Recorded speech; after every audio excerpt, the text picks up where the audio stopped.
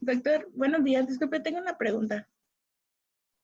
Sí, buenos días. A ver, En el tema de TCE y lesión axonal difusa, el tratamiento que da al final es para lesión axonal difusa o es en general para TCE.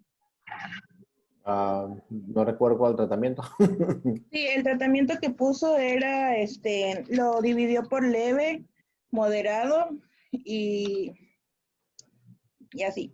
Entonces, pues más que nada eran los diuréticos, furosemide, el control de la hipoglucemia, el control de la hipertermia.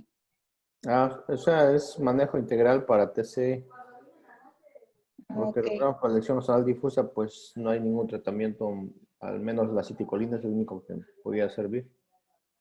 Acetilcolina como tratamiento No, para lesión axonal. citicolina.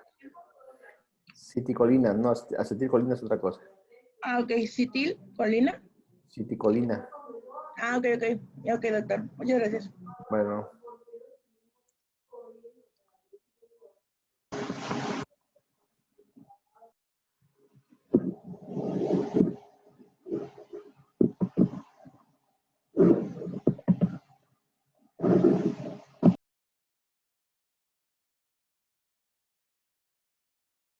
Puede proyectar más. ¿Alguien más?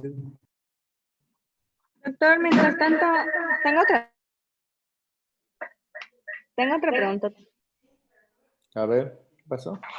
Bueno, me quedó dudas con lo de cuando iniciábamos la solución glucosada en los pacientes con cetoacidosis, si era en 200 o 250 o ¿cómo era eso? En menor de 200. Ok, bueno, gracias. No, ya no nos da tiempo de abarcar más, como es paracetamol, aspirina, todos los que hay, más que nada por tiempo, pero bueno, de los más importantes es intoxicación por órganos perforados. Pues ya empezamos una vez. Sí, se alcanza a ver, doctor. Sí, se ve. ¿Ya se había hecho grande o todavía? Ya. Todavía No, todavía no. no se ha proyectado. Ya se Ah, proyectó. Ya, Ahí ¿así está, ya está? ya. ya. Ahora Bueno. ya. Bueno, ok. Buenos días, compañeros y doctor. Mi nombre es Andrea y el día de hoy vamos a estar viendo el tema de intoxicación por organofosforados. Entonces, para iniciar, vamos a tener como generalidades que los organofosforados van a constituir uno de los pesticidas más utilizados. Estas son sustancias orgánicas que van a derivar del ácido fosfórico y que se van a utilizar habitualmente como insecticidas en la agricultura y pues para el control de plagas para uso doméstico. Entonces también otros compuestos que lo utilizan son, por ejemplo, los aditivos del petróleo, los disolventes, se utilizan en las industrias de colorantes, los aislantes eléctricos y pues como les mencionaba, más que nada pesticidas. Y bueno, hay de muchos tipos. Yo les puse una imagen aquí del asuntol, que es un organofosforado y que yo creo que todos conocemos de él, ¿no? Que es el que utilizamos para las garrapatas y lo que son las pulgas en nuestras mascotas. Entonces vamos a tener que los compuestos organofosforados van a utilizarse tanto en el ámbito laboral como en el ámbito doméstico. Lo laboral pues generalmente es para los campesinos en la agricultura, en la ganadería. Y bueno, también vamos a tener que son ésteres del ácido fosfórico y pues de sus derivados. Vamos a tener que en forma pura son liposolubles y son demasiado volátiles. Esto hace que tengan una elevada distribución por lo que son los tejidos. Vamos a tener que su toxicidad es variable y que, bueno, se estadifica por grados. Ahorita vamos a ver cuál es la estadificación de la toxicidad. Y vamos a tener que los efectos farmacológicos van a variar dependiendo del grado de toxicidad del órgano fosforado y de por cuál vía entró al organismo. Para la clasificación, vamos a tener que se clasifica por toxicidad dependiendo de la dosis letal 50. Esto quiere decir que se utiliza la dosis que en una población de estudio mata al 50% de la población a la que se le administra. No sé si me estoy explicando en ese. A la población, tenemos a la población, ¿no? De estudio. Entonces, a esta población se les empieza a dar dosis a ver hasta qué nivel o hasta cuánta dosis vamos a tener un efecto letal. Cuando la población, el 50% de la población tiene un efecto letal, pues es como la dosis 50 que se va a manejar para estadificar la toxicidad. Entonces, bueno, vamos a estadificarlos por categorías y pues muy importante, muchos de los, o sea, por norma, todos lo que son los pesticidas y todos estos agentes deben venir marcados como que con una etiqueta. Entonces, pues a la hora de nosotros tener un paciente, puede que en alguna ocasión lleguen con el, no sé, con el frasquito del organofosforado con el cual hayan tenido contacto, ¿no? Entonces, pues, saber cuál es la etiqueta y qué tan tóxico es dependiendo de esto nos va a ayudar a lo que es la hora del diagnóstico y el tratamiento. Entonces, pues la categoría 1 siempre debe ir con la etiqueta color rojo. Significa que es un compuesto extremadamente tóxico y que la dosis letal 50 va de 0 a 5 miligramos por kilogramo. La categoría 2 va en color amarillo. Son altamente tóxicos y tienen una dosis letal de entre 5 a 50 miligramos por kilogramo. La categoría 3 va en una etiqueta azul, son los medianamente tóxicos y va de 50 a 500 miligramos por kilogramo. Y la categoría 4, que son los ligeramente tóxicos, van en una etiqueta verde y vamos a tener que, pues la dosis es mayor de 500 miligramos por kilogramo. No ¿Quedó claro eso? no se revés. ¿Eso o por qué entre más gramaje, menos peligroso? Porque, gramaje para que te maten.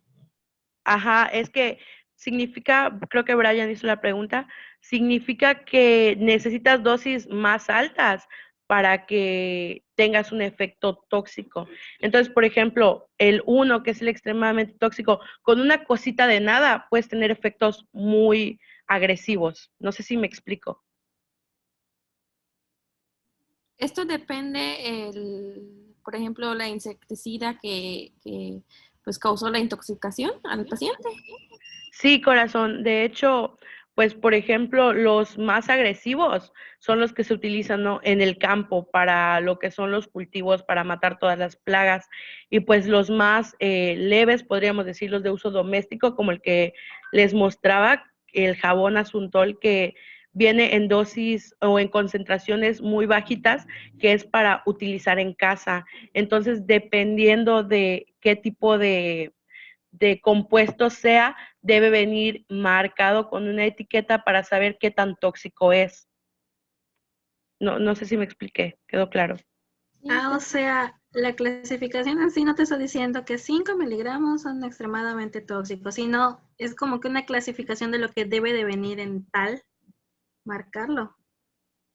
O sea, Como si fuera consumo, o sea, si consumes 5 miligramos del rojo, te estás muriendo, pero si consumes, por ejemplo, 5 miligramos del azul, es como que no te va a pasar nada.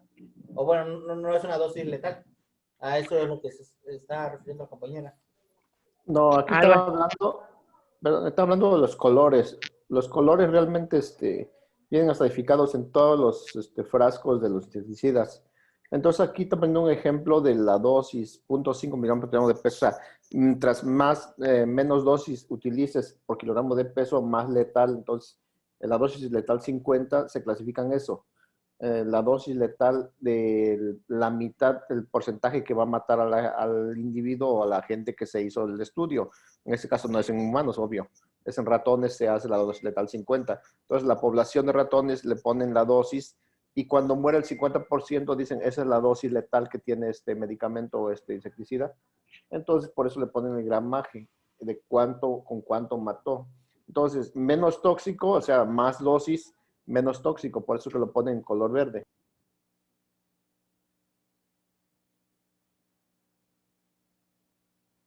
¿Quedó claro, compañeros? Sí, quedó claro. Sí. Gracias, doctor. Y bueno, esto es con base a la clasificación. Ahora vamos a tener la epidemiología.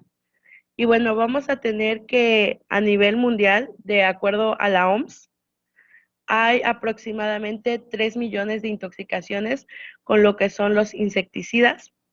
Y bueno, estos 3 millones se dividen en 1 millón que es por exposición accidental, ya sea laboral o en casa. Y los otros 2 millones son ya por exposición voluntaria. Esto es más con las ideas autolíticas. También se tiene que aproximadamente de 200,000 de estos 3 millones van a terminar en muerte al año. Y también vamos a tener que el 99% de los casos van a ocurrir en países en vías de desarrollo, teniendo que en América Latina va a tener el 75% de los casos.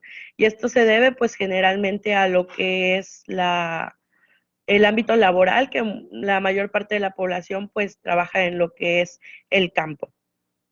También vamos a tener que aproximadamente 700,000 personas van a sufrir los efectos crónicos de haber tenido exposición a lo que son los organofosforados, porque vamos a ver que si bien la intoxicación aguda es lo que vamos a tener que atender en urgencias, van a haber muchos efectos a largo plazo. Entonces, pues ahorita vamos a pasar.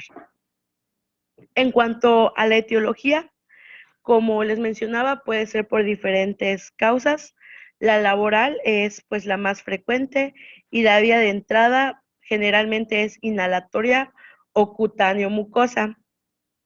Tenemos la accidental, que esta generalmente es por ingestión, que venga el organofosforado en lo que son los productos o los alimentos que estén contaminados con los insecticidas. Y pues la voluntaria, como les mencionaba, pues con fines autolíticos.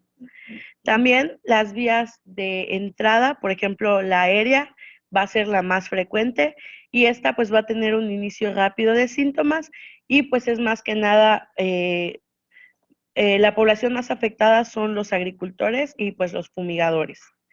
De ahí tenemos la vía cutánea. Esta pues está relacionada con las exposiciones laborales o el uso indebido de los pesticidas. Va a tener un inicio de síntomas más lento y de menor gravedad que el de vía aérea. Vamos a tener el de vía digestiva, que pues pasa por intoxicaciones accidentales y también en lo que son los intentos autolíticos. Van a tener una clínica más grave, pero de un inicio lento. Y vamos a tener la vía parenteral, que pues esta es excepcional para lo que son los fines autolíticos.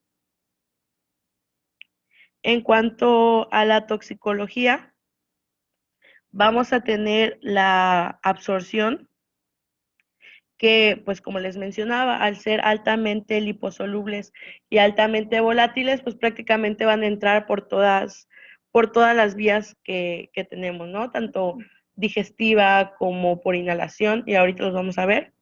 También, pues al ser liposolubles van a tener una distribución muy amplia para todas partes, van a atravesar barrera placentaria, barrera hematoencefálica, entre otros, ¿no? El metabolismo, ahorita también vamos a checarlo, que es prácticamente en el hígado y vamos a tener que la excreción es por vía renal. Y bueno, por esto mismo vamos a tener que parte de las manifestaciones clínicas también vamos a poder tener falla hepatorrenal. Y bueno, ahorita vamos con ello. En cuanto a la absorción, pues les mencionaba, altamente liposoluble, altamente volátil, puede entrar por inhalación, ingestión, a través de la piel y las mucosas, y pues se menciona que no es necesario que tengamos alguna herida como para que entre el componente, sino que puede entrar a través de la piel intacta. Como les mencionaba, puede pasar a través de la placenta y de la leche materna. Entonces es muy importante que lo consideremos.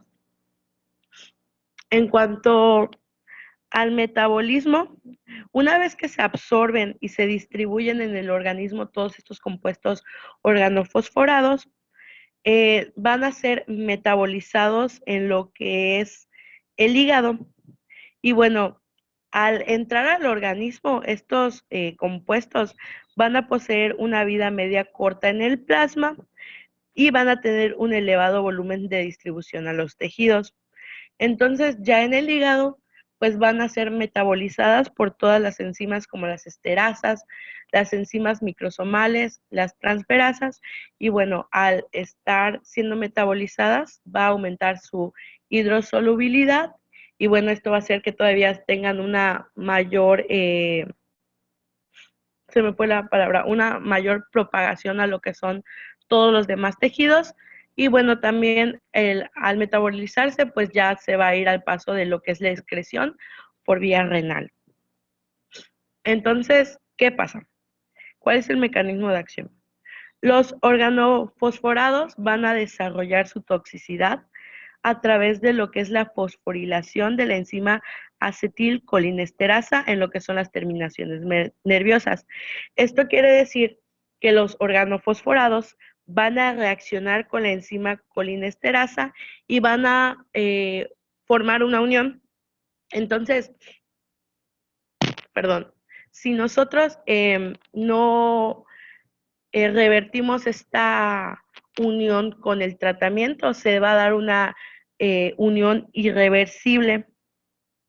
Y bueno, lo que va a pasar con esta unión es que la enzima va a quedar inhabilitada para su función normal.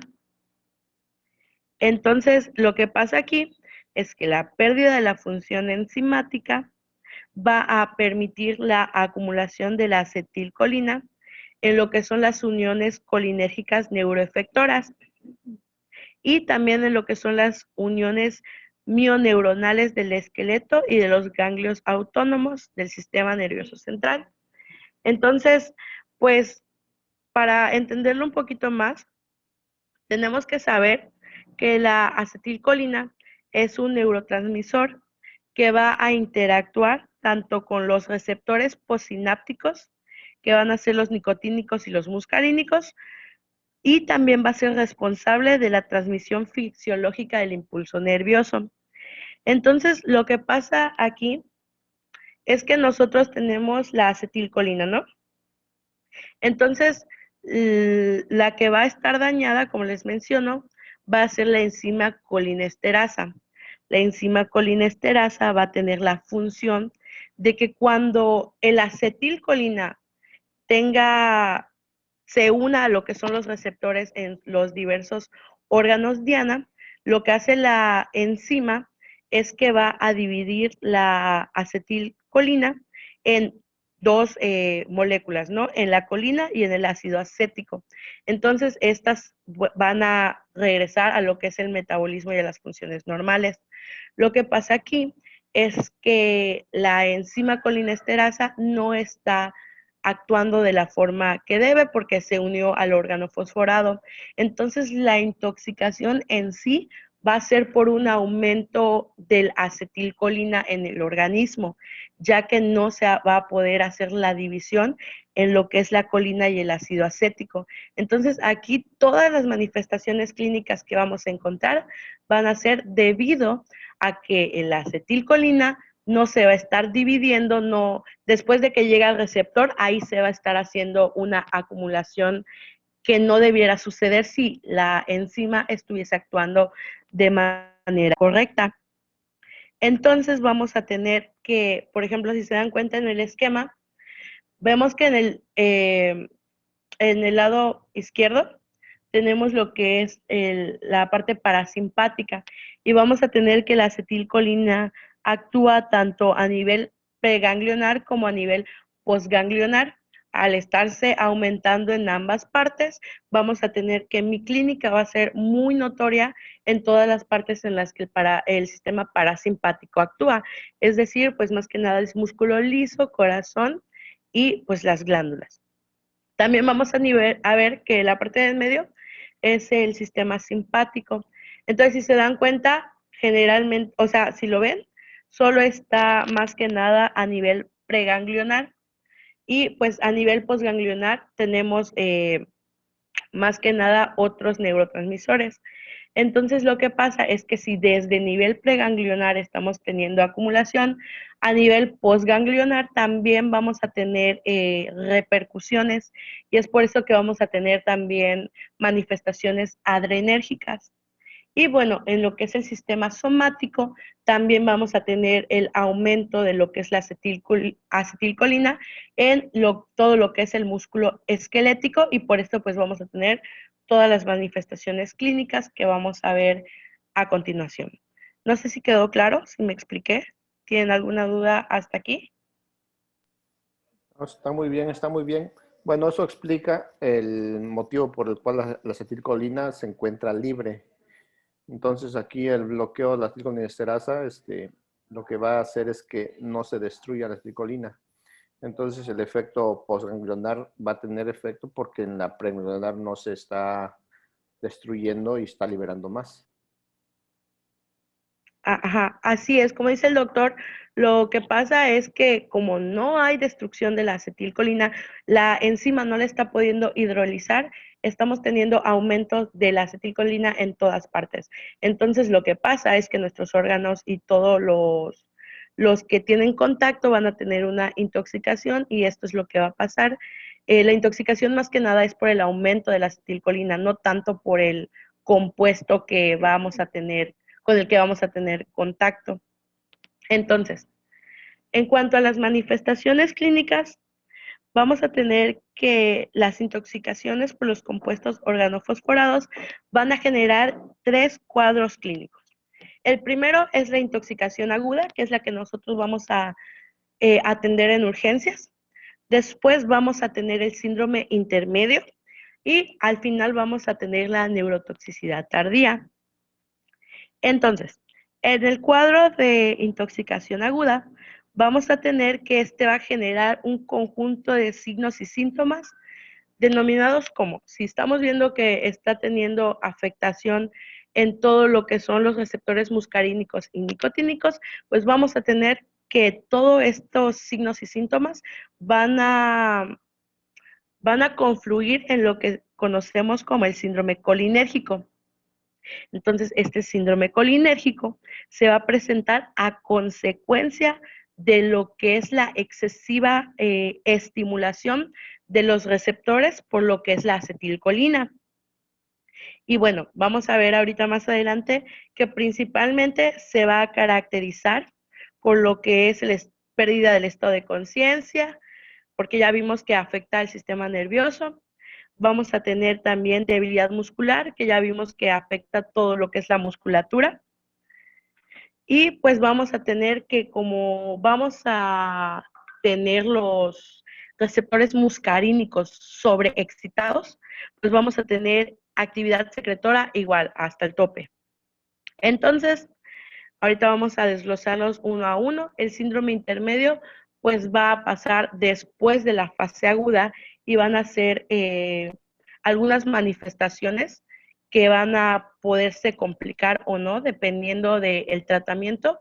Y la neurotoxicidad tardía, que es lo que yo les decía, que a pesar de que lo urgente es la intoxicación aguda, a pesar de que nosotros logremos sacar a nuestro paciente adelante, casi todos van a presentar neurotoxicidad tardía como consecuencia de esta intoxicación.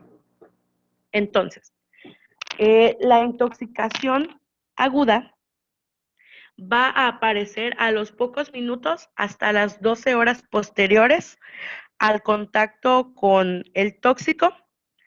La gravedad de la intoxicación va a depender tanto de la edad del paciente como la cantidad ingerida del órgano fosforado, como de la toxicidad intrínseca del mismo. Entonces, si se dan cuenta, ahí tenemos la tablita del lado derecho que menciona las características del síndrome colinérgico. ¿Alguien dijo algo?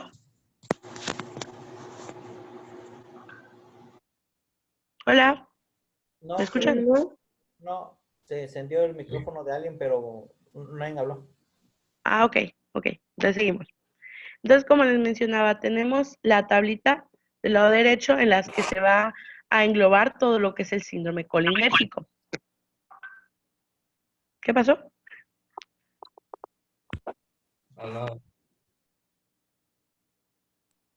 Ahí cierra sus micrófonos para que, a menos que pregunten algo, entonces ya dan la manita para que les den la palabra. Manuel. Ok.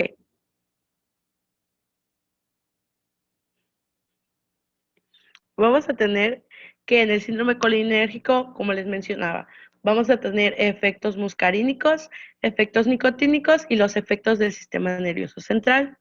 Entre los muscarínicos vamos a tener visión borrosa, miosis, hiperemia conjuntival.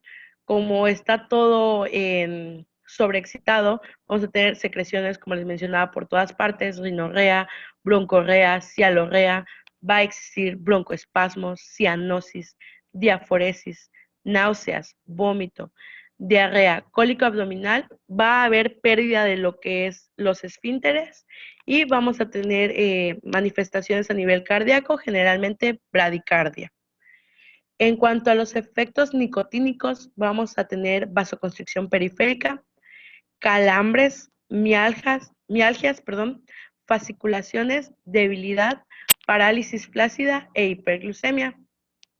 Y a nivel del sistema nervioso central, vamos a tener que puede ir desde una cefalea, puede haber ansiedad, confusión, irritabilidad, alteración del estado de conciencia, ataxia, depresión respiratoria, convulsiones e incluso puede llevar al paciente al coma. Entonces es muy importante evaluarlo, ahorita lo vamos a ver.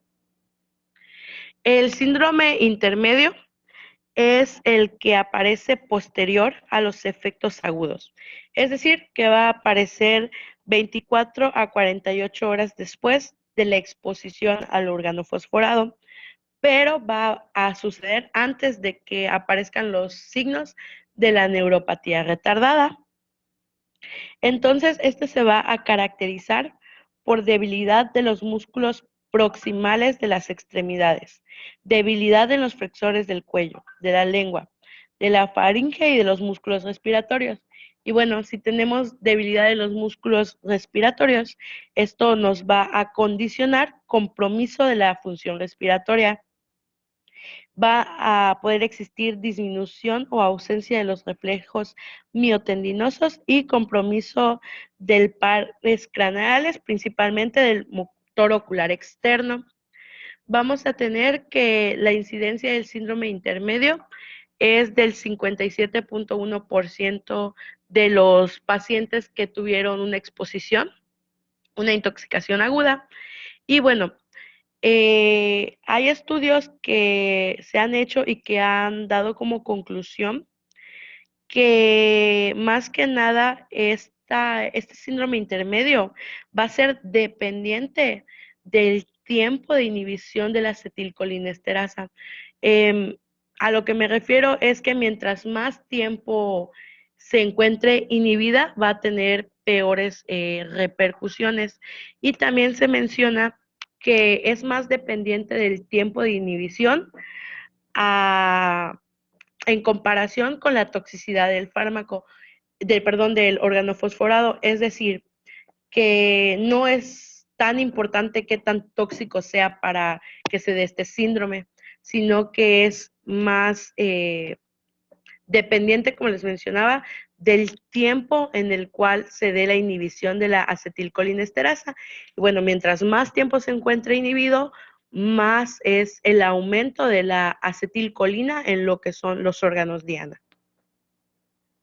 Y bueno, la neuropatía retardada se va a presentar principalmente en los pacientes que hayan tenido exposición a los compuestos que contienen flúor. Esta puede iniciarse entre la primera y la cuarta semana después de la intoxicación aguda. Y bueno, los posibles mecanismos fisiopatológicos para su aparición son la inhibición de la enzima axonal conocida como esterasa neurotóxica del sistema nervioso y el incremento del calcio intracelular por alteración de la enzima calcio calmomoduloniquinasa 2. Y bueno, esto en sí, en general, se puede explicar que va a producir una degeneración axonal y es por esto que vamos a tener todo lo que son los signos y síntomas de la neuropatía retardada.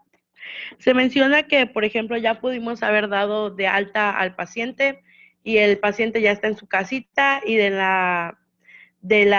forma repentina, de forma brusca, va a empezar a tener debilidad en lo que son los músculos distales de sus extremidades.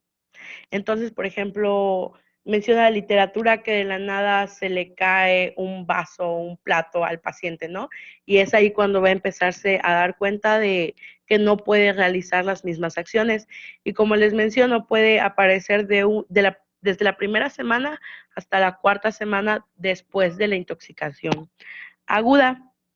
Entonces, como les mencionaba, va a ser una polineuropatía predominantemente motora, es decir, que no van a tener la misma fuerza y no van a poder ejercer los movimientos como antes lo hacían.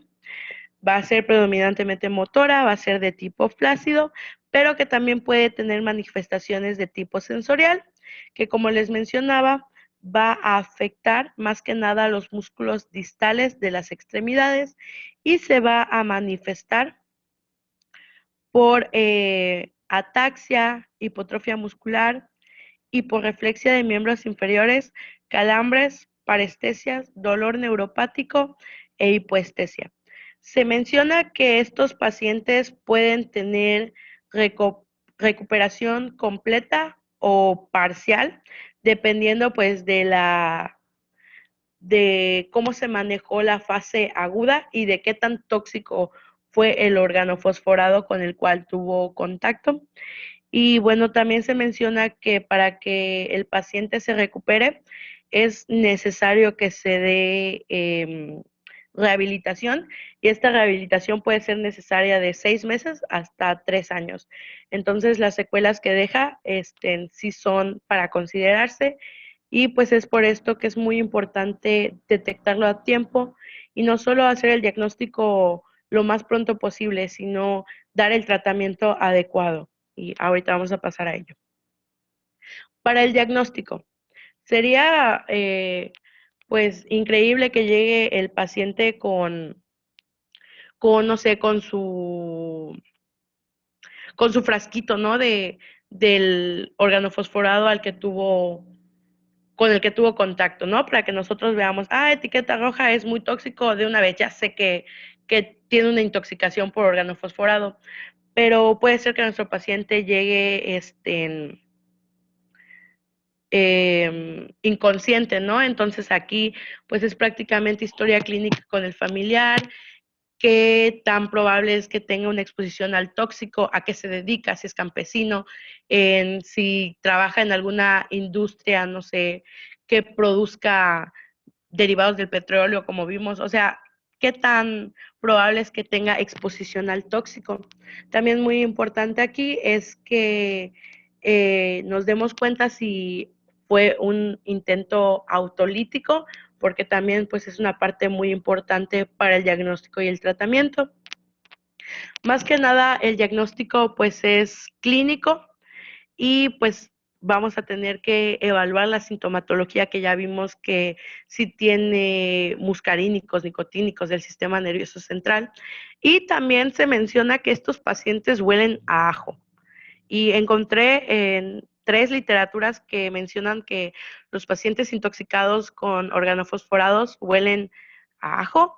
Sin embargo, no encontré por qué, pero pues para tener a consideración, ¿no? También, pues para el diagnóstico se pide lo que es un hemograma y lo que es la sedimentación globular.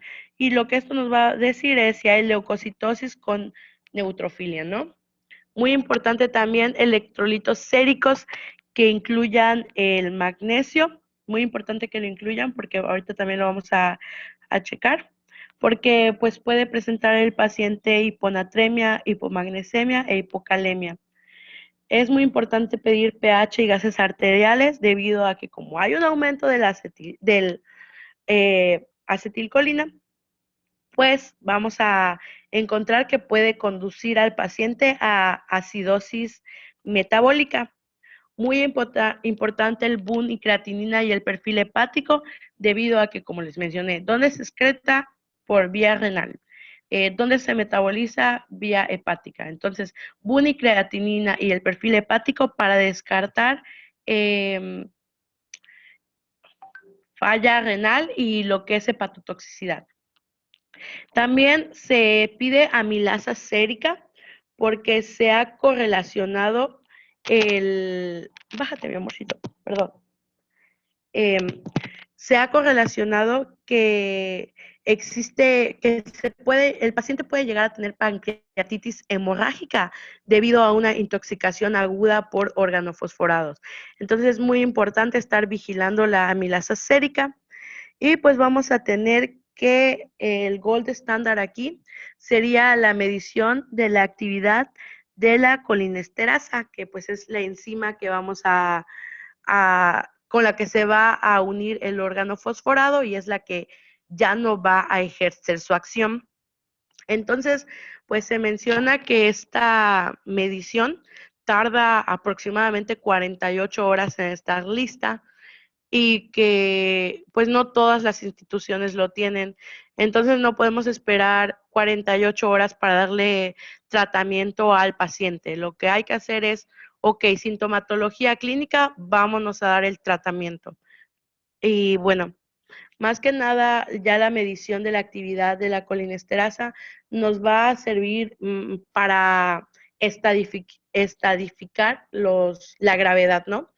Pero para el diagnóstico en sí, prácticamente lo vamos a hacer con la historia clínica y con la sintomatología.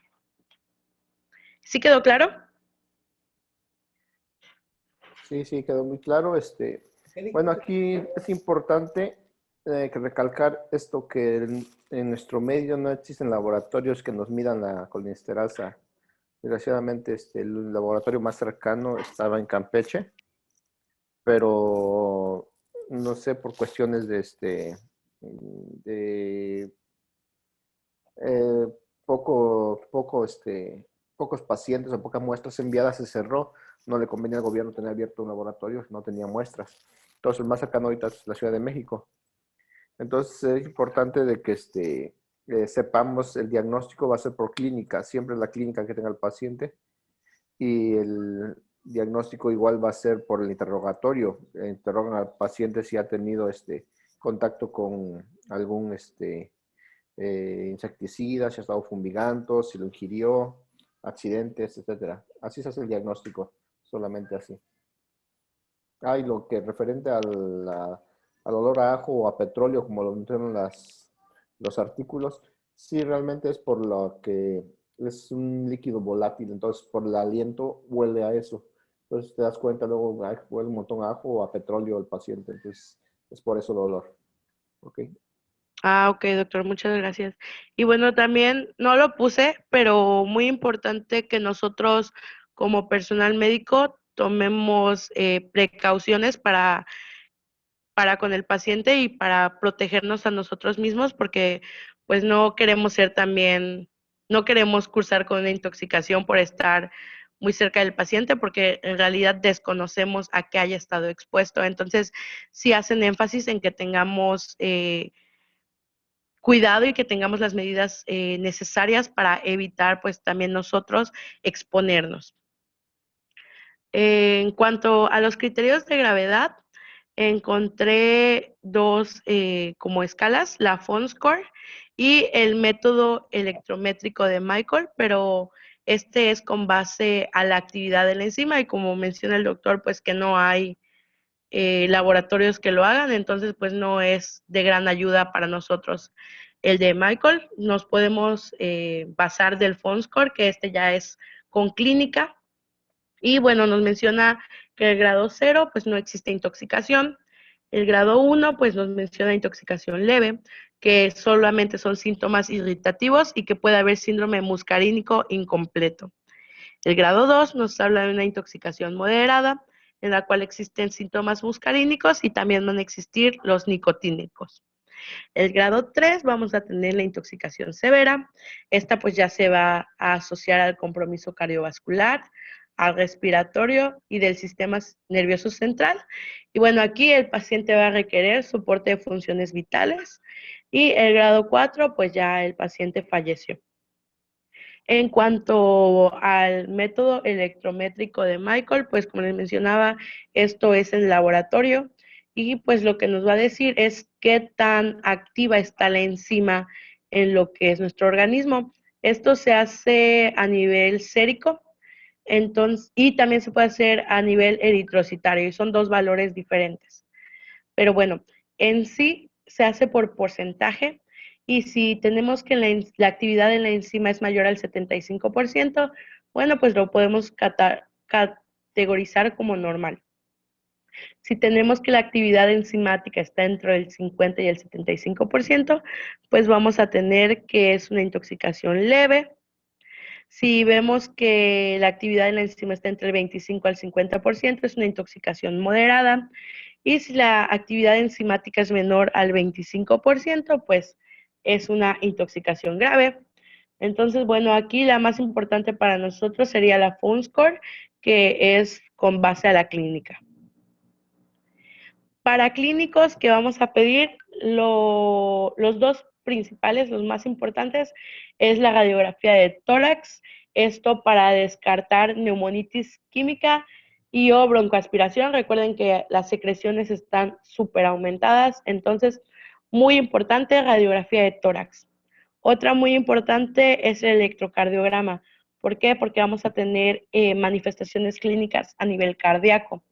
Entonces, lo más usual, de acuerdo con la literatura, es que haya bradicardia, pero también se menciona que puede haber taquicardia sinusal. Puede existir retraso de la conducción AB, podemos tener prolongación del QRS, prolongación del segmento PR y prolongación del QT. Entonces, como nuestro paciente generalmente va a estar bradicárdico, pero también puede estar taquicárdico, es muy importante hacer el QT corregido. Pues se hace con la fórmula que les puse ahí. El QT corregido es igual al QT que va a tener nuestro paciente, al que le vamos al intervalo que vamos a ver en el electrocardiograma, al que tiene. Entonces, ese lo vamos a poner en segundos y lo vamos a dividir entre la raíz cuadrada de los segundos que pasan entre R y R. Y eso nos va a dar el complejo QT corregido, que nos va a ayudar también para saber qué tan afectado está a nivel cardíaco nuestro paciente. ¿Sí quedó claro? ¿Cuándo dijiste que se usa el QT corregido? ¿Mande? ¿Cuándo se usa? Cuando nuestro paciente esté bradicárdico o taquicárdico, porque pues el QT que nos va a dar si el paciente tiene, no sé, 40 latidos por minuto, no es el mismo QT que nos va a dar si tuviera una frecuencia de 60. Entonces, para saber qué tal está si está aumentado nuestro QT, tenemos que hacerlo corregido con base en la frecuencia cardíaca del paciente, en lo que sería si estuviera en una frecuencia normal. Se usa como base, me parece, 60 latidos por minuto, entonces se hace con base a lo que es la distancia en segundos de R a R. ¿Sí quedó claro? Sí. Ok. Y bueno, para lo que es la evaluación inicial y el manejo de urgencias, el tratamiento inicial se debe enfocar en lo que es el ABCDE, es decir, lo que es la vía aérea, gracias, lo que es la vía aérea, el oxígeno, la circulación, el estado neurológico y pues la exposición de nuestro paciente. Entonces, aquí en nuestros pacientes es sumamente importante la aspiración de secreciones, muy importante, porque si no ha habido broncoaspiración, pues hay que evitarla para evitar complicaciones como la neumonía. Muy, muy importante hacer una correcta aspiración de secreciones. También evaluar muy bien lo que es la oxigenación. Ya vimos que si hay debilidad muscular, la capacidad respiratoria del paciente se encuentra disminuida. Hay que ver si necesita suplementar oxígeno, si hay que intubar, todo eso es muy importante. También el baño general, quitarle toda la ropa al paciente, bañarlo completamente, lavado del cabello, retiro de la ropa. Y bueno, también muy importante es canalizar al paciente al menos con 2 vías de gran calibre. Una en la que van a entrar pues los antídotos y la otra para lo que es el manejo de volumen. Y bueno, lavado gástrico. La literatura maneja que el lavado gástrico solo se debe recomendar si el paciente llega en lo que son inmediatamente o 2 horas posteriores a la ingestión de alguno de estos compuestos. Perdón. Entonces, si el paciente llega, no sé, a las 6 horas de que lo ingirió, pues en realidad ya todo lo que es el compuesto ya fue absorbido, ya está siendo metabolizado, ya no vale la pena hacer un lavado gástrico. ¿Por qué? Porque nada más nos va a propiciar más complicaciones. Entonces, como les menciono, si el paciente llega antes de que se cumplan las 2 horas de la ingestión, ok, se puede hacer lavado gástrico. También se indica lavado gástrico en los pacientes que tienen intubación orotraqueal y esto pues para minimizar el riesgo de broncoaspiración. Y bueno, se menciona que el lavado gástrico se hace con al menos 10 litros de agua bicarbonatada al 3%.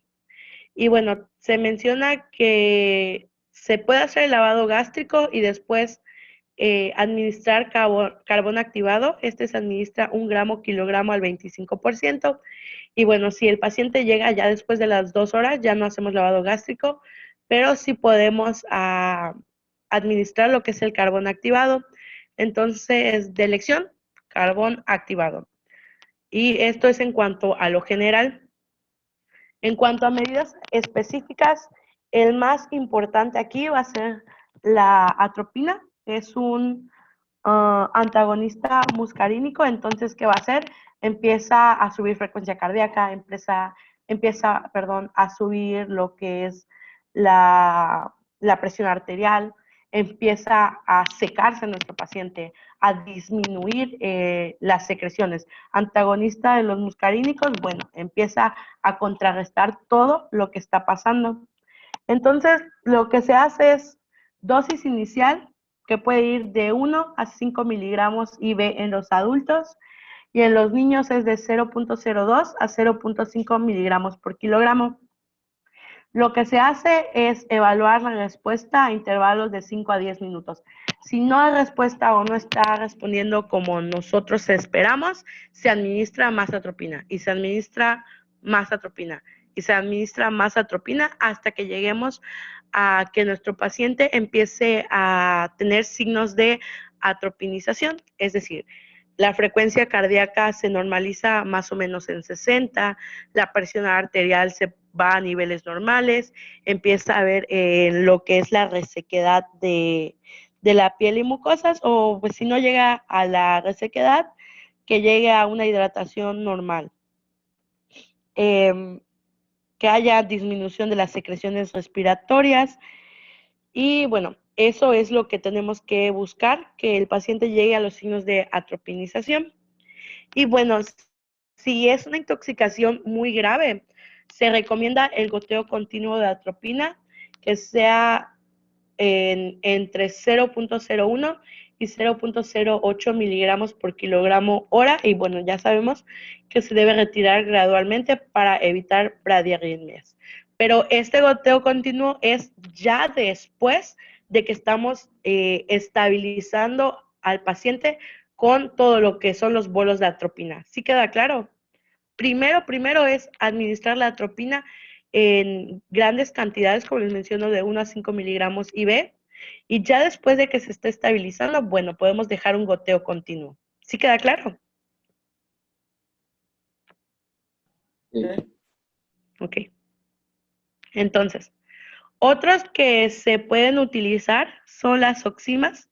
Estos van a actuar mediante la reactivación de la colinesterasa.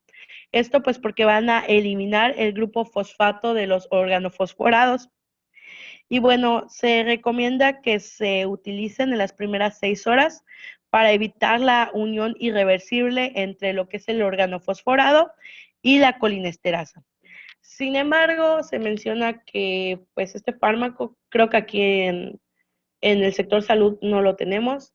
Se menciona que es muy difícil que se encuentre, que sí, nos va a ayudar muchísimo al paciente, sobre todo que va a ayudar a que tenga una recuperación más rápida y que también va a ayudar a que las complicaciones sean menores, pero que es un fármaco que casi no se encuentra. Entonces, pues si no lo tenemos, atropina, atropina y atropina hasta que logremos estabilizar al paciente. En caso de que tengamos las oximas, la que se utiliza es la pralidoxima y va a dosis de 25 a 50 miligramos kilogramo que se van a diluir en 100 cc de solución salina al 0.9% y se debe pasar en 30 minutos. Y ya de ahí, pues vamos a tener que lo podemos dejar una infusión continua a 8 miligramos kilogramo hora por 24 horas. Y también se puede administrar de 1 a 2 gramos por vía IV o IM cada 4 horas. Sin embargo, pues si no lo tenemos, no es excusa como para no tratar a nuestro paciente. Lo que hay que hacer es estabilizarlo con lo que tenemos y pues es la atropina. ¿Sí quedó claro? Sí. Sí. Doctor, ¿y la pralidoxima sí la tenemos en el sector salud? Porque yo no la encontré. No, de hecho no la tenemos. De hecho es más fácil encontrar la ovidoxina que la pralidoxina. Entonces tiene que mandar a pedir a la Ciudad de México la ovidoxina. La pralidoxina está muy difícil, a lo mejor en Estados Unidos o en Europa se puede conseguir, pero aquí no. Es muy difícil. Pues, como menciona el doctor, no hay pralidoxima.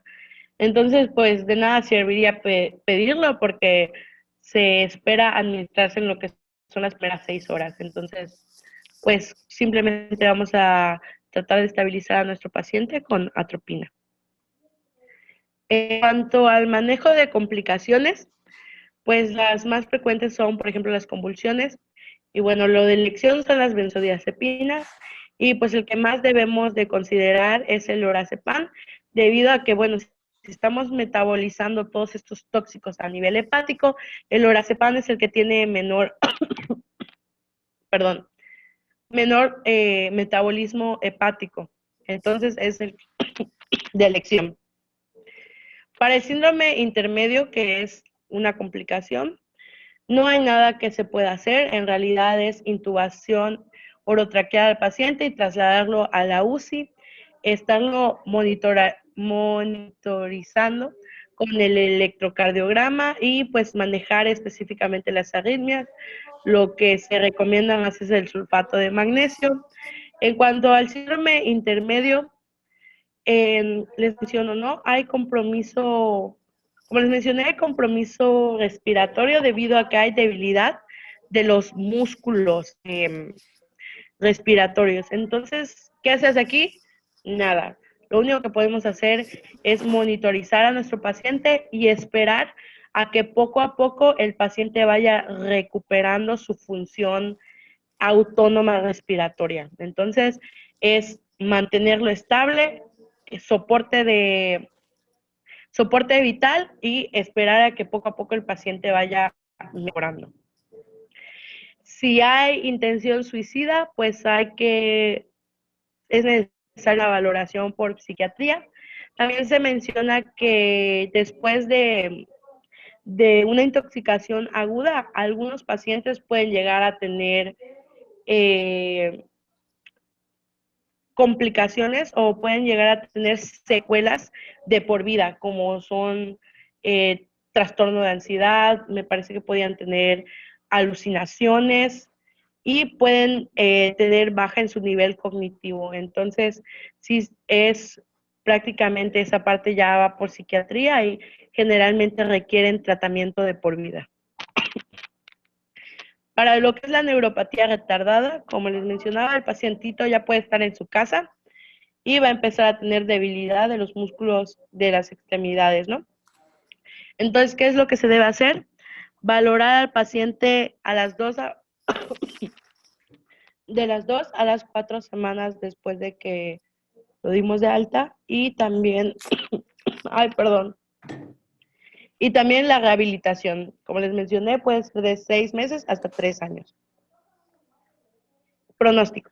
En cuanto al pronóstico, la mortalidad va del 3 al 20%, dependiendo de qué tipo de tóxico haya sido y de qué tan rápido hayamos hecho el diagnóstico y hayamos dado tratamiento. También, pues, el pronóstico va a depender del producto involucrado, la cantidad de plaguicida, la vía de absorción, como les mencionaba, diagnóstico y medidas terapéuticas. También, mientras más rápido demos el tratamiento, pues el paciente se puede recuperar más rápido y si se recupera entre los 2 y 4 primeros días, es un indicativo de buen pronóstico. Y eso sería todo de mi parte. ¿Tienen alguna duda? Muy bien. A ver si puedes revisar tus diapositivas hasta donde inicia el manejo. Ahí en ¿Aquí? lavado gástrico. Al lado. Bueno, déjala ahí está bien. Ok, perfecto.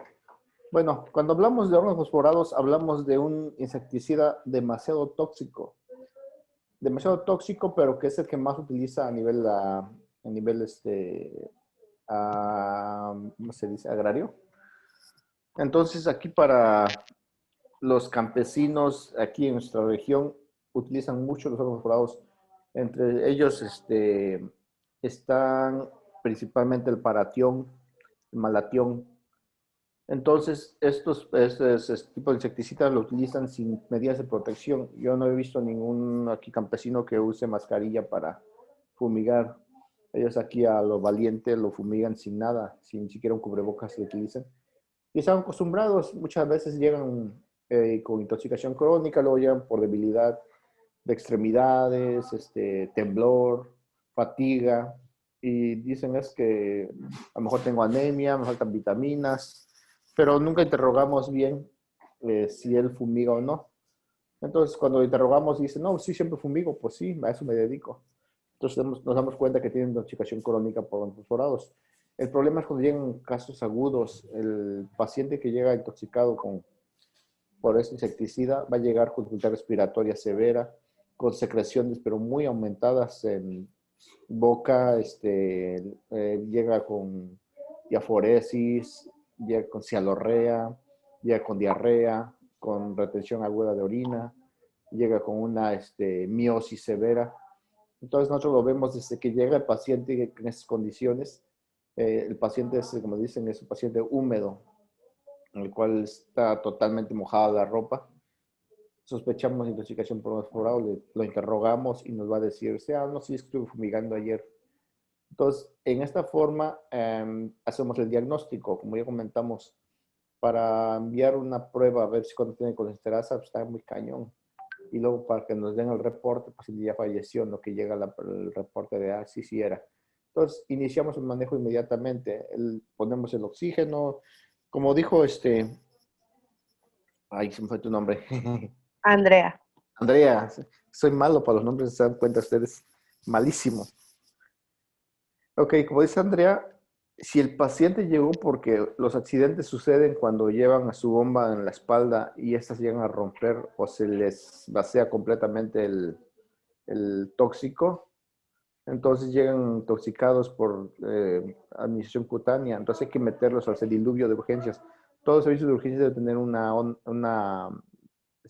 área de sediluvio con una regadera en la cual se baña completamente al paciente, se le quita toda la ropa antes de pasarlo al servicio de urgencias. Si ustedes lo meten con la ropa mojada, en ese momento mejorizar y al evaporar lo que es el tóxico, todos se van a intoxicar en esa región. Entonces, como está cerrado el servicio de urgencias, todos van a inhalar y todos van a empezar con síntomas de intoxicación. Entonces, es importante bañarlo completamente, cambiarlo y pasarlo ya al servicio de urgencias. Si el individuo tomó el órgano perforado, ¿qué pasa lo siguiente? Si tomó el órgano perforado, que ustedes dicen, ¿y cómo lo va a tomar? Pues ha sucedido muchas veces por error, niños llegan y lo toman, o incluso adultos que quieren quitarse la vida, llegan y toman el insecticida, o bien, como me llegó el último que me llegó fue que se equivocó, en vez de agarrar la caguama, agarró el bote del órgano perforado y se lo tomó. Entonces, dices tú, pues ¿cómo se lo tomó si pues, el trago sabe horrible? Y dijo, sí, supo horrible, pero me lo tomé. Pues pensando que era la caguama, bueno, en esta forma me intoxicó. Hay que hacer el lavado gástrico inmediato. Si pasaron más de 2 horas, se puede administrar carbón activado. La dosis de carbón activado es de 1 gramo por kilo de peso. Si lo ingirió y llegó en tiempo, hay que poner el carbón activado, hacer un lavado primero gástrico completo, sacar todo lo que se pueda del estómago y administrar el carbón activado. Este se pasa por gastroclisis. ¿Cómo lo vamos a pasar? Con un catártico. ¿Qué es un catártico? Pues un catártico es un medicamento que va a evitar que se haga el hilo intestinal. En este caso, el principal catártico es el manitol. Entonces, combinamos el carbón activado con manitol a una dosis de 1 a 5. 1 a 5, entonces agarramos el porcentaje de carbón activado que le corresponde. En este caso, si pesa 60 kilogramos, 60 multiplicamos 6 por 5, 30, entonces 300 mililitros de carbón activado más 60 gramos perdón, 300 mililitros de manitol más 60 gramos de carbón activado. Se diluye y se pasan por zona nasogástrica. Entonces se deja ahí en el estómago y se deja que actúe. Esto se puede poner cada 4 horas. Entonces en esta forma ya estamos evitando que se absorba ese carbón activado y se puede eliminar por vía digestiva. El carbón activado lo que hace más que nada es inhibir la absorción del tóxico. En esta forma evitamos, si la vía de contaminación fue inhalada, pues ahí no sirve de nada el carbón activado. ¿La que sigue? Ok. La tropina. La tropina más que nada es un anticolinérgico. Como anticolinérgico, entonces va a evitar la acción de la acetilcolina. Aquí no va a actuar sobre lo que es la enzima colinesterasa. Va a actuar directamente inhibiendo a la acetilcolina, entonces en las terminaciones nerviosas. Como anticolinérgico tenemos muchos medicamentos, por ejemplo la butiliosina, tenemos a todos los derivados del Datura stramonium, Datura arborea. Entonces son medicamentos que incluso ustedes han escuchado lo que es la planta del toloache, no sé si lo han oído. Si alguien lo ha oído, doctor. que levante la mano. ¿Qué es eso, doctor? Es el que dicen que para enamorar a la gente o algo. Exacto, es el que dicen que para enamorar a la gente. Entonces el toloache es el Datura stramonium. El Datura stramonium es una planta que antes se utilizaba la estramina como para evitar la diarrea, entonces lo daban y paralizaba el intestino, pero causaba muchos efectos adversos. Entonces el Datura stramonium es el toloache, el famoso toloache, que la gente lo daba o las chicas lo daban a la persona que querían, como les decían, Amarrar. ándale. Amarrar. Toloache, así me decía. un tanto Y los loachado. intoxicaban, ¿no? Así es, entonces los ponían loco porque en primera es todo lo contrario de la acetilcolina que producía, en vez de miosis como pasa con la acetilcolina, daba midriasis, entonces el paciente tenía unas pupilas enormes, entonces el paciente no podía salir del cuarto oscuro porque la luz le molestaba mucho y no podía ver.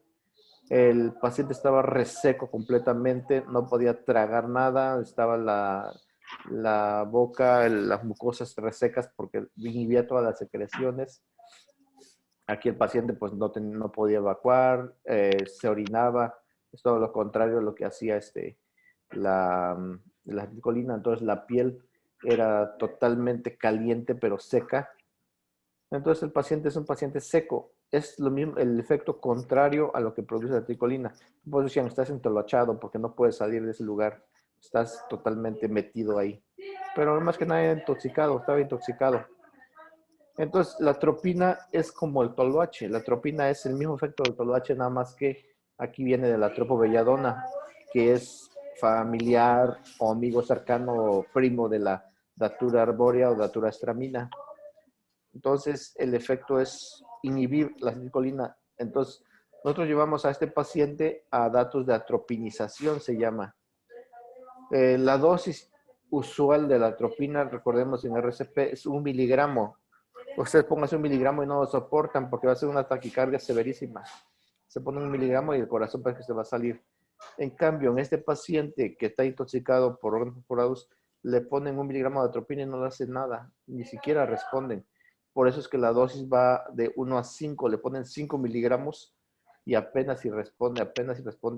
Entonces, si el paciente estaba con frecuencia cardíaca de 60, yo pensaba que poner atropina iba a subir, no, al contrario, primero baja la frecuencia, baja hasta 40 y le sigues poniendo atropina y es cuando empieza a subir apenas. Entonces, llevan a datos de atropinización. ¿Cómo lo llevamos? Pues todas las secreciones pulmonares que el paciente tenía, estertores, desaparecen con la atropina y el paciente ya escucha bien el pulmón. La atropina no va a mejorar el estado neurológico, no va a mejorar el estado de actividad muscular, porque recordemos que el receptor muscarínico es más que nada a nivel pulmonar, a nivel de lo que es secreciones, todo lo que es a nivel pupila, pero a nivel muscular, con la falta de fuerza y todo eso, son receptores nicotínicos. Entonces, no va a actuar sobre receptores nicotínicos, va a actuar más sobre receptores muscarínicos. Entonces, el paciente aquí va a mejorar muchísimo, va a respirar mejor, pero hay que atropinizarlo, poner dosis masiva de atropina. Entonces, si el pan es 5 miligramos y no responde, a los 5 minutos hay que ponerle otros 5 miligramos. No responde a los 5 minutos, otros 5 miligramos.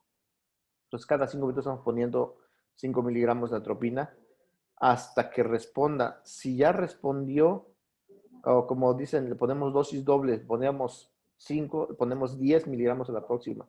Si respondió el paciente y ya mejoró y sus pupilas se volvieron ya normales y el pulmón mejoró y la frecuencia respiratoria mejoró y no hay estertores, en ese momento ya le ponemos el 20% de la dosis que pusimos máxima. En este caso, pues si fueron 10 miligramos, el 20% viene siendo como 2 miligramos o 3 miligramos. Ya le dejamos por hora en infusión continua. Por lo regular no llegamos hasta 10 de bolo inmediato. Podemos 6 miligramos, 5 miligramos. Entonces, por lo regular dejamos 1 miligramo en infusión continua por hora. Entonces, en este momento se deja ya la infusión por 12 horas para que no regrese el efecto a través de la acetilcolina. En esta forma evitamos que el paciente caiga en paro, siga con efectos colinérgicos, porque ese es un síndrome colinérgico que tiene el paciente. Todo lo que tenemos que llevar es un síndrome anticolinérgico. Con ese medicamento lo logramos. ¿Ok? ¿La que sigue? Las oximas. Cuando les pregunto a ustedes antídoto del órgano perforados, siempre respondan las oximas. Nunca respondan atropina, porque la atropina no es un antídoto de los órganos perforados, es un anticolinérgico. Entonces, las únicas que son antídotos de los órganos perforados es las oximas, porque van a actuar reactivando la acetilcolinesterasa, la que inhibe el órgano perforado. Entonces, las oximas, en este caso la ovidoxina, que es la que más frecuentemente la conseguimos, es la que está en el mercado. La pralidoxina realmente pues no hay, al menos yo no la he visto en México, no lo hemos conseguido. Y en los cursos de toxicología que he ido, igual lo mencionan que no hay pralidoxina, que sí hay ovidoxina, pero no hay pralidoxina. Entonces, aquí es dificilísimo conseguirlo, por eso es que usamos la atropina nosotros y el medidas de soporte. El paciente no responde, hay que intubarlo. Convulsiona, pues pone diazepam, clonazepam, temazepam, lorazepam, lo que ustedes tengan, pero hay que calmar las crisis convulsivas. Pero por defecto, para fines prácticos, el antídoto son las oximas, pralidoxina o vidoxima. ¿Ok? ¿La que sigue? Entonces, nada más vamos a tener el control de las complicaciones que hay. Por ejemplo, las convulsiones. Si no tienen lorazepam, que lorazepam es difícil de conseguirlo intravenoso en México, entonces ponemos diazepam, porque lorazepam pues no tenemos. Entonces tenemos diazepam o tenemos midazolam, que es otro que sí tenemos en hospitales. Ok. Si el paciente no respira y está en muy malas condiciones, pues hay que intubarlo hasta que pase el efecto de los órganos fosforados. Aquí hay que recordar que los órganos fosforados pueden ser de unión irreversible, o sea, que se unan al receptores pregangluonar y no se liberen, entonces esa forma irreversible. Porque recordemos también que hay carbamatos cuaternarios y carbamatos terciarios, que esto sí es más reversible, se liberan más rápidamente. En cambio, cuando son fosforados, se pueden unir en forma irreversible. Y entonces, aunque le pongamos, el paciente no sale. Entonces hay que intubarlo y hay que dejarlo sedado y hay que dejarlo con atropina y hay que conseguirle a estos pacientes que son irreversibles, hay que conseguirles la ovidoxima para ponérselos directamente.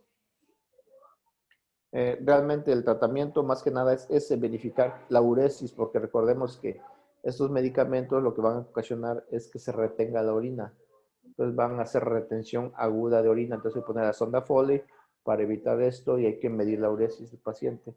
Hay que medir la uresis, ya que el paciente se intubado y todo más, se puede enviar una muestra de la acetilcolinesterasa a México. En lo que regresa, pues ya lo tendrán. Si sigue intubado el paciente, ya tendrán la respuesta. No sé si tienen alguna pregunta sobre órganos fosforados. Sí, doctor, pero bueno, creo que ya me lo había contestado. Bueno, ya se había contestado. Esto puede ser acumulable, ¿no? ¿Puede una persona Claro que estar sí. expuesta por años? Así es, como les digo, la intoxicación crónica es aquellos que de repente empiezan con fatiga y no tienen ganas, no se levantan. O de repente van caminando y se les dobla el pie y se caen. O están agarrando algo y la mano se les suelta. Entonces, muchas veces lo confunden con Guillain-Barré, lo confunden con alguna neuropatía, miastenia gravis, hipocalemia, pero no interrogan bien. Entonces, hay que interrogar siempre al paciente si está en contacto con órganos fosforados. Entonces, muchas veces el paciente termina hasta un centro médico haciéndole miografía, le hacen punción lumbar, le buscan por todos lados y al final era una simple intoxicación por órgano fosforado. Entonces, siempre hay que interrogar al paciente. ¿Alguna otra pregunta que tengan?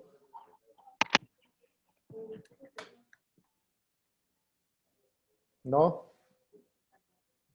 No, gracias. No, muy bien. Pues, Andrea, muy buena presentación. Me da gusto que Gracias, sus doctor. presentaciones ya vayan mejorando bastante en su nivel de exposición. Las últimas presentaciones que han tenido han sido muy buenas. Gracias, doctor. El nivel ha mejorado muchísimo.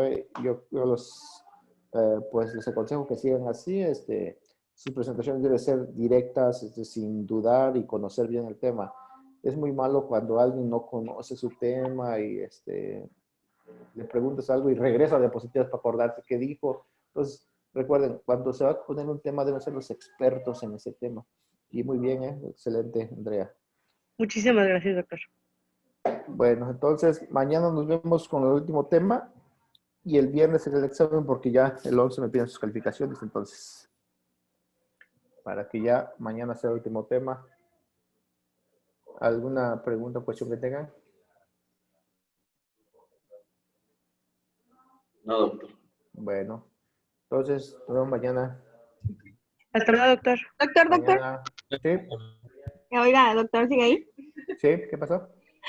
¿Cree que hay alguna probabilidad o posibilidad de que nos pueda dar alguna clase de gasometrías? Sí, yo creo que terminando el curso, si ustedes quieren, yo tengo disponibilidad las mañanas, realmente a mí me gusta dar clases y todo demás. Ahorita por el fin del curso, el tiempo estamos apretados, pero yo creo que después del curso, los que quieran seguir aprendiendo, podemos seguir viendo algún que otro tema. Sí, por favor. Sí, Estaría muy bien. Ajá. Por mí no hay problema. O sea, saben que ustedes, que yo no doy clases porque me paguen. Realmente yo doy clases porque a mí me gusta aprender, porque aprendo de ustedes también. Entonces ahí nos ponemos de acuerdo cuando vemos más clases, podemos ver gasometría, ventilación mecánica, no sé, lo que les interese. Sí, doctor. Gracias, doctor. Sí, doctor, muchas gracias. Bueno, entonces nos vemos. Ahí ya vamos a darnos cuenta realmente quién entra por calificación y quién entra por conocimiento. Así es. Bueno, adiós. Adiós, doctor. Adiós. Hasta luego. Adiós.